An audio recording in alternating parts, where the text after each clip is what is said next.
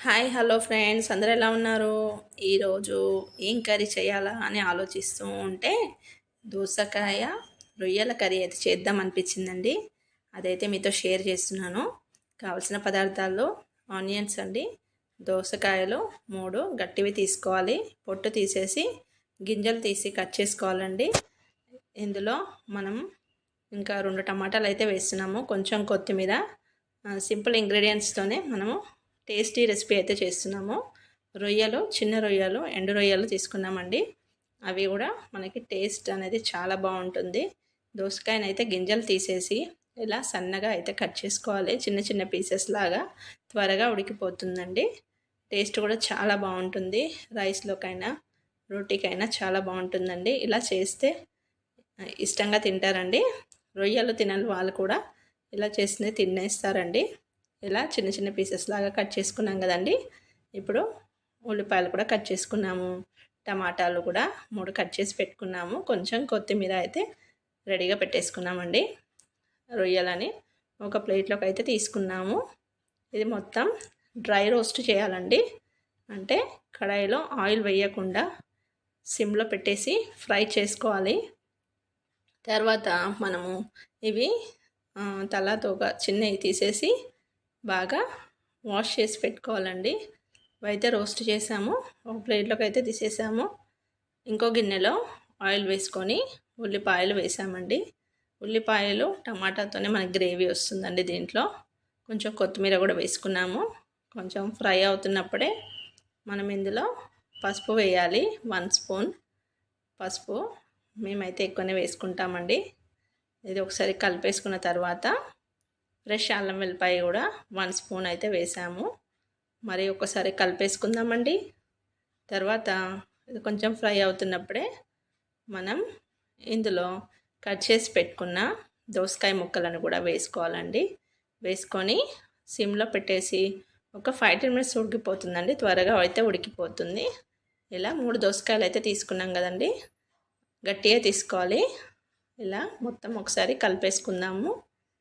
ఇది కొంచెం ఫ్రై అవుతున్నప్పుడే మన ఇంకా రొయ్యలని అవి శుభ్రం చేసి పెట్టుకుందామండి. ఫ్రై చేసాం కదా, అవి తోక తల తీసేసి మనం ఇలా తీసేసి వాటర్లో ఒకసారి వేసేసుకొని వాష్ చేసుకొని కర్రీలో చివరగా వేసుకోవాలండి. ఇలా మొత్తం తీసేసుకుందాం. తల తోక అయితే తీసేస్తున్నాము. ఇది టేస్ట్ అనేది ఫ్లేవర్ చాలా బాగుంటుందండి. విటమిన్స్ కూడా ఉంటాయి ఇందులో. విటమిన్ డి, విటమిన్స్ అన్నీ ఉంటాయి. ఇలా తీసేసుకోవాలండి. చిన్న రొయ్యలైనా మనం దోసకాయలలో బొమ్మడి చేపలు వేసినా కానీ చాలా బాగుంటుంది టేస్ట్ అనేది. నాన్ వెజ్ ఇష్టం ఉన్న వాళ్ళు, ఇట్లా ఫిష్ తినే వాళ్ళు అయితే ఇలాంటివి అయితే తింటారు. డిఫరెంట్ ఫ్లేవర్, టేస్ట్ అనేది యమ్మీ యమ్మీ సూపర్గా ఉంటుంది. ఈ దోసకాయలు అయితే కొంచెం ఉడికిపోయినాయండి. ఇప్పుడు ఇందులో మనం కొంచెం కారం, కొంచెం సాల్ట్ వేస్తున్నాము. కొంచెం సాల్ట్ వేస్తున్నామండి. కొంచెమే కారం వేసాము, కొంచెం అయితే సాల్ట్ వేసాను. కొంచెం ఫ్రై అవుతున్నప్పుడే ఇందులోనే మనం టమాటాలను కూడా వేసుకుంటున్నాము. ఉడికిపోయినాయి కాబట్టి టమాటాలను కూడా 3 టమాటాలను వేసేసాము. మరొక 5 మినిట్స్ అయితే ఉడికేసాము. కొంచెం కొత్తిమీర కూడా వేసేసి ఉడికినప్పుడు ఇందులో కొంచెం ఉప్పు కారం చెక్ చేసుకుందామండి. కారం అయితే తక్కువనే వేసాను, మరి కొంచెం కావాలంటే యాడ్ చేసుకోవచ్చండి. సాల్ట్ కూడా తక్కువనే వేసాము. ఇది ఎవరైనా తింటారండి. మూత పెట్టి అయితే ఉడికిస్తున్నాము. ఇలా ఉడుకుతున్నప్పుడే మనం ఇందులో రొయ్యలని వేసుకోవాలి. ఒకసారి వాష్ చేసేసుకొని అవి కూడా వేసేసుకుందామండి.